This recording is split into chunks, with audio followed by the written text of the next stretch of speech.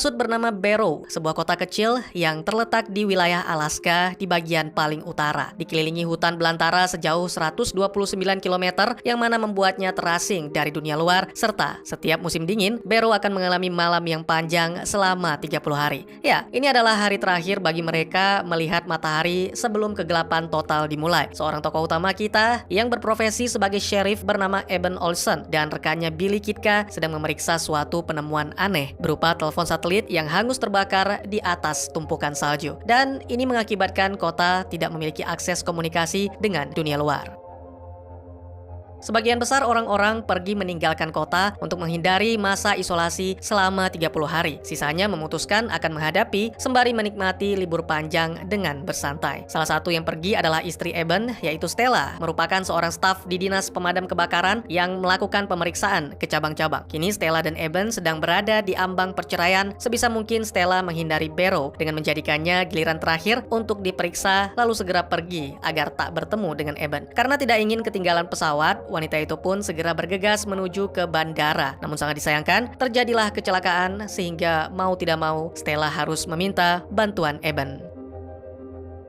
Eben menanggapi dengan dingin. Sejujurnya dia juga kesal karena Stella terus menghindar daripada memperbaiki hubungan. Kebetulan sesaat yang lalu Eben menerima laporan tentang pembantaian anjing peliharaan. Jadi dia meminta bantuan Billy untuk mengantar Stella ke bandara. Beberapa waktu kemudian tibalah Eben di TKP dan melihat semua anjing yang tidak hanya dibunuh tapi juga dimutilasi. Eben kemudian mencoba meyakinkan pemiliknya yaitu John Reese berjanji akan segera menemukan pelakunya. Sementara itu ditampilkan Billy yang mengantar Stella ke bandara.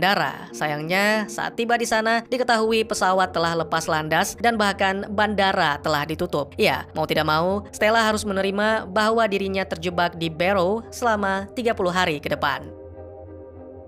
Kembali ke Eben yang kini sudah berada di kantor, di mana dia bertemu dengan adiknya Jake dan juga neneknya Helen yang bekerja di bagian administrasi. Baru saja tiba, Eben sudah harus kembali ke lapangan karena Helen baru saja menerima laporan tentang kasus vandalisme yang terjadi di fasilitas pipa bawah tanah atau selanjutnya kita sebut fasilitas saja. Tak ingin menunda-nunda, Eben pun segera menuju ke TKP, bertemu dengan beberapa orang teman bernama Carter dan Wilson. Lagi-lagi Eben mendapat laporan kali ini tentang helikopter Wilson yang hancur.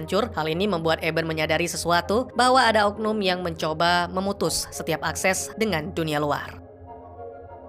Sementara itu di tempat lain ditampilkan seorang petugas yang bertanggung jawab atas aliran listrik kota bernama Gus sedang sibuk menyelesaikan tugas agar bisa segera beristirahat. Tiba-tiba saja dia mendengar suara misterius dan segera mencoba memeriksanya. Namun apa yang ia temukan benar-benar tak terjelaskan. Hal tak terjelaskan juga terjadi di tempat lain. 3 orang muda-mudi pekerja kilang baru saja pulang kerja. Rencananya mereka akan bersenang-senang. Tapi karena tidak mungkin bertiga, jadi 2 pria harus mengundi siapakah yang beruntung. Dan sangat disayangkan, keduanya sama-sama sial.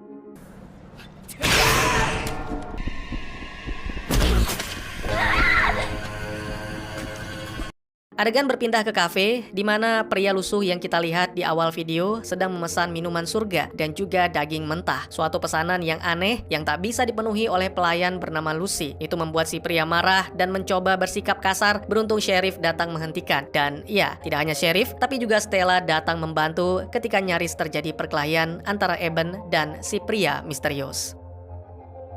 Beberapa waktu kemudian di kantor polisi, Eben mencoba menginterogasi, namun si pria misterius hanya diam tanpa kata. Mendadak terjadi masalah pada sistem dan bahkan telepon kabel kini menjadi tak berfungsi. Si pria misterius akhirnya bicara, mengungkapkan tentang apa yang ia sebut dengan mereka akan datang. Eben hanya mengabaikan, namun sesaat setelah itu seluruh listrik di kota menjadi padam.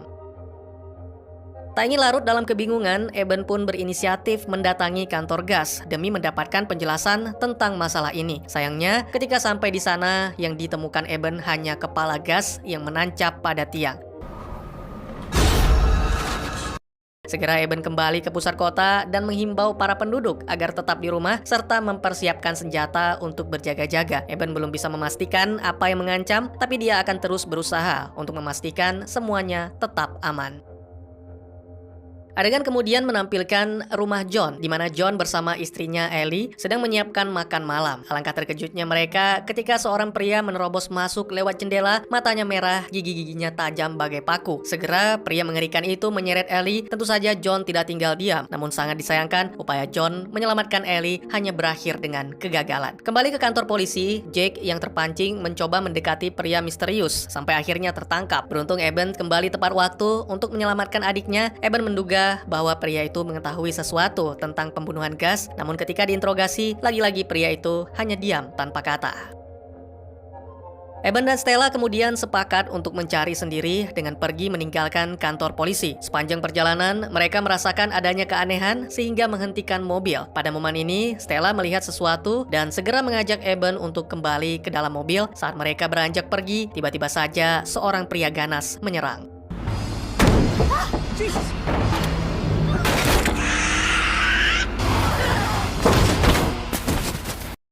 Setelah berhasil melarikan diri, mereka mendapat panggilan melalui radio komunikasi yang ternyata berasal dari kantor polisi. Teriakan Helen membuat Eben dan Stella segera kembali. Sangat mengejutkan, Eben melihat darah di sudut ruangan, sedangkan Jake dan Helen hilang entah kemana. Satu-satunya orang yang masih berada di sana adalah si pria misterius yang masih enggan untuk berbicara tentang apa yang terjadi. Pada akhirnya, dia mengatakan sesuatu, atau lebih tepatnya memohon agar Eben mengakhiri penderitaannya. Adegan berpindah ke bar, di mana beberapa penduduk berkumpul untuk membahas tentang orang-orang ganas yang ternyata tidak mempan ditembak. Lebih lanjut, mereka mengatakan bahwa orang-orang ganas itu memakan darah. Kemudian ditampilkan pemimpin dari kelompok orang-orang ganas ini yang bernama Marlo. Dia berbicara dalam bahasa asing, memerintahkan para anggota untuk menghabisi semua orang.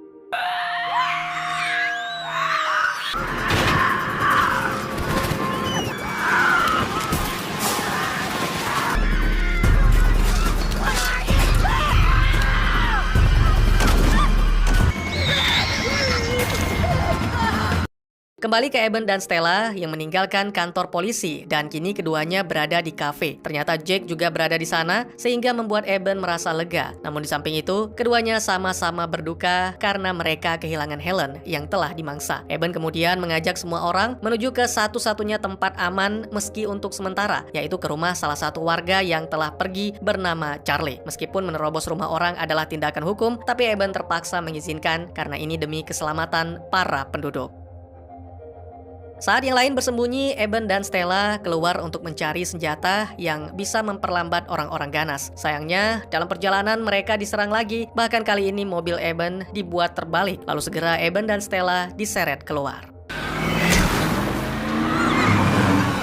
Ya, orang yang dengan berani memberikan bantuan adalah Beau Brower. Eben dan Stella segera naik ke mobilnya, kemudian mereka pun berkumpul kembali dengan para penduduk lain di loteng di rumah Charlie. Dalam ketakutan, mereka mendengar suara teriakan orang-orang yang dibantai. Jake sempat melihat langsung apa yang orang-orang ganas itu lakukan terhadap Helen, yang mana sangat mirip dengan vampire. Beberapa percaya, sedangkan sisanya tidak peduli, termasuk Eben, karena yang menjadi fokusnya adalah bagaimana caranya bertahan hidup. Sementara itu, ditampilkan Marlo dan kelompoknya mendatangi kantor polisi di mana dia menemukan si pria misterius yang ternyata adalah salah satu dari kelompok. Awalnya Marlo berjanji akan membebaskan, namun kemudian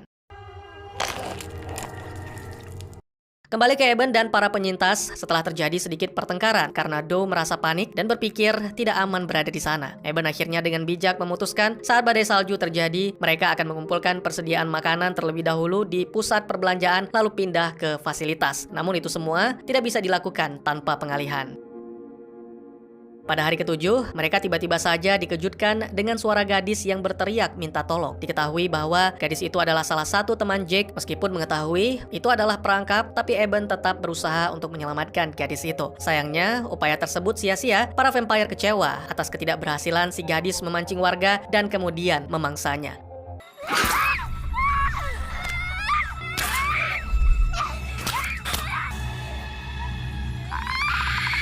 Dalam penyesalannya, Eben mendengar seseorang yang memanggil dan mencoba memberikan pertolongan. Diketahui bahwa orang itu adalah John. Pria itu menjelaskan tentang apa yang dia dan istrinya alami, lalu segera mencoba untuk menyerang Eben karena merasa kehausan. Ya, ternyata John telah menjadi vampire, tidak punya pilihan lain. Eben pun terpaksa memenggal kepala John dengan menggunakan kapak.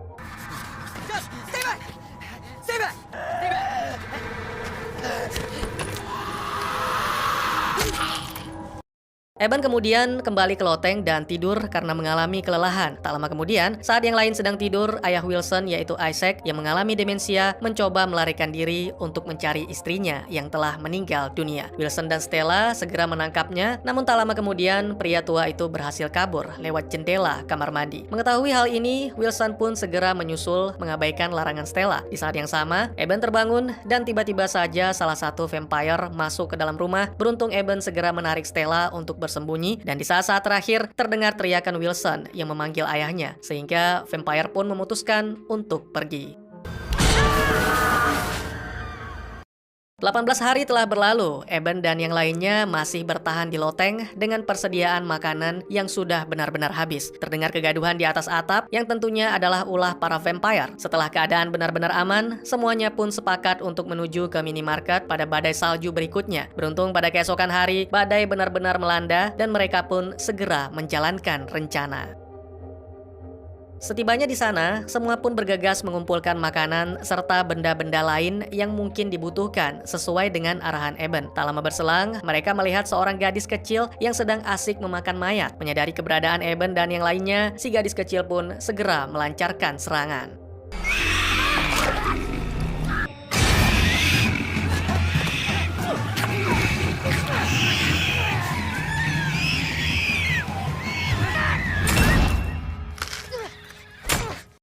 Badai telah berhenti sehingga mereka tidak bisa kemana-mana selain ke kantor polisi, yang mana menurut Eben tempat paling aman saat ini. Stella menjelaskan bahwa mungkin saja para vampire takut terhadap sinar matahari dan itulah alasan mereka memilih untuk menyerang di musim dingin. Penjelasan tersebut membuat Jake teringat akan lampu UV yang digunakan Helen untuk menyinari tanaman dan Eben pun memutuskan untuk menuju ke rumah Helen sebagai bentuk pengalihan sekaligus menghabisi makhluk itu dengan lampu UV, sementara yang lain diminta untuk segera menuju ke kantor polisi. Setelah semua siap, rencana pun dijalankan. Selagi Eben berteriak memancing vampire, para penduduk yang dipimpin oleh Stella menuju ke kantor polisi. Sejauh ini, semuanya berjalan lancar. Marlo yang mendengar suara Eben segera memerintahkan kelompoknya untuk menyerbu rumah Helen, sementara Eben telah bersiap dengan lampu UV-nya. Ya, salah satu vampire wanita bernama Iris terbakar akibat lampu UV. Menyadari bahwa vampire akan mematikan generator, Eben pun segera melarikan diri melalui pintu belakang. Semua vampire mulai mengejar, kecuali Marlo yang mengakhiri penderitaan Iris. Sementara itu, Doe tewas setelah tertangkap dan segera dimangsa oleh vampire wanita. Setibanya kelompok itu di kantor polisi, Beau mengatakan bahwa kini adalah gilirannya. Pria itu menggunakan bulldozer dan mengamuk menghabisi semua vampire yang mengejar Eben.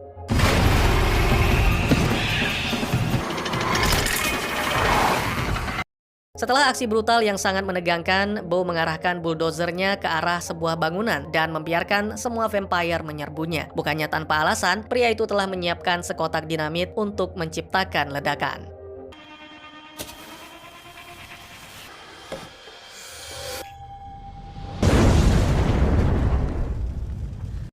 Eben sendiri telah berhasil mencapai kantor polisi dengan selamat. Lucy mengatakan kini hanya 6 orang yang tersisa, namun Carter membantah pernyataan tersebut dan segera mengakui bahwa si gadis kecil telah menggigitnya beberapa waktu yang lalu, sehingga kini dia telah merasakan haus akan darah yang teramat sangat. Ya, tidak ingin berubah menjadi makhluk mengerikan, Carter pun memohon kepada Eben untuk mengakhiri penderitaannya. Hari ke-27, Eben dan yang lainnya memiliki cukup makanan untuk bertahan hidup selama beberapa hari ke depan sampai dengan terbitnya matahari. Tiba-tiba saja, mereka melihat cahaya senter di rumah seberang yang mana mencoba memberikan sinyal. Eben yakin pasti ada seseorang yang terjebak di rumah tersebut. Bersama Stella, Eben segera mendatanginya dan segera terkejut ketika menemukan Billy yang terduduk tak berdaya. Menurut pengakuannya, pria itu telah menghabisi istri dan anak perempuannya karena tidak ingin dimangsa oleh vampire. Billy sendiri juga berniat untuk mengakhiri segalanya, namun sangat disayangkan, mendadak senjatanya menjadi tak bisa digunakan. Eben benar-benar menyesalkan hal itu karena seharusnya Billy berjuang melindungi keluarganya. Tak lama kemudian, Eben dan Stella membawa Billy ke kantor polisi. Alangkah terkejutnya mereka, ternyata tidak ada seorang pun di sana. Menduga bahwa semuanya mungkin saja telah lebih dulu ke fasilitas, maka Eben, Stella, dan Billy pun sepakat untuk menuju ke sana. Dalam perjalanan, tiba-tiba saja mereka melihat gadis malang yang berkeliaran sendiri tak tentu arah dengan wajah yang berlumuran darah. Yakin bahwa gadis itu bukanlah salah satu dari vampire, Stella pun memutuskan untuk memberikan pertolongan. Meski Eben dengan tegas meminta wanita itu agar mengabaikan. Dan benar saja, tak lama berselang muncul vampire yang mengikuti. Akhirnya Eben pun terpaksa membuat pengalihan agar Stella dan si gadis kecil bisa melarikan diri. Beberapa waktu kemudian, Eben tiba lebih dulu di fasilitas, lalu disusul oleh Billy. Sayangnya Billy tidak sendiri. Ya, salah satu vampire ternyata mengikuti secara diam-diam dan segera menggigit leher Billy.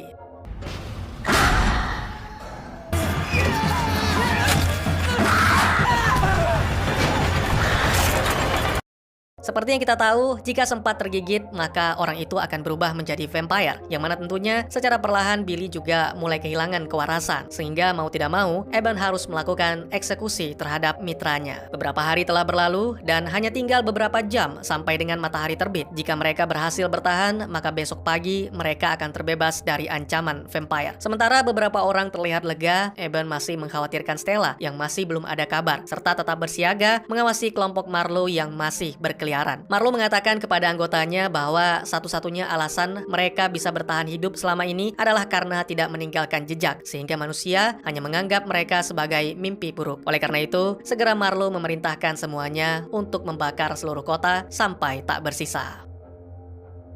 Kembali ke Eben, tiba-tiba saja Stella menghubungi dengan menggunakan walkie-talkie, memberitahu bahwa dia sedang bersembunyi di bawah mobil. Seketika Eben pun merasa lega dan berjanji bahwa mereka akan menyaksikan terbitnya matahari bersama-sama. Sayangnya, tidak ada jalan bagi Eben untuk menjemput Stella karena mobil yang dimaksud dikelilingi oleh para vampire yang sedang menyebarkan minyak ke seluruh kota. Ya, secara perlahan minyak memenuhi jalan dan kemudian para vampire menyalakan api. Jika melarikan diri, maka Stella akan ditangkap, tapi jika tetap bersembunyi, maka Stella juga akan mati terbakar bersama si gadis kecil. Tidak mungkin Eben bisa menang jika bertarung sebagai manusia biasa. Oleh karena itu, dia memutuskan menyuntikkan darah Billy ke dalam tubuhnya agar bisa berubah menjadi vampire. Eben sadar betul bahwa kini dia menjadi ancaman bagi kelompoknya. Oleh karena itu, dia mengucapkan selamat tinggal kepada Jake serta meminta Jake untuk menjaga Stella. Kemudian, sang jagoan kita pun mendekati kelompok vampire, menantang Marlowe, dan terjadilah pertarungan yang benar-benar sengit.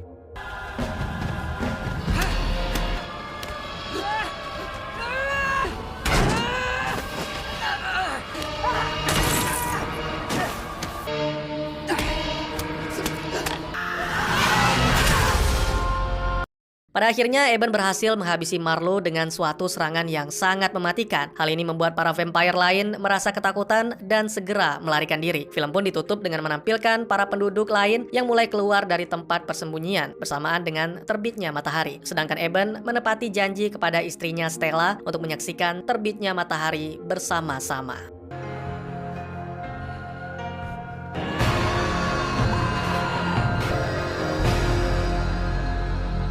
Dan tamat.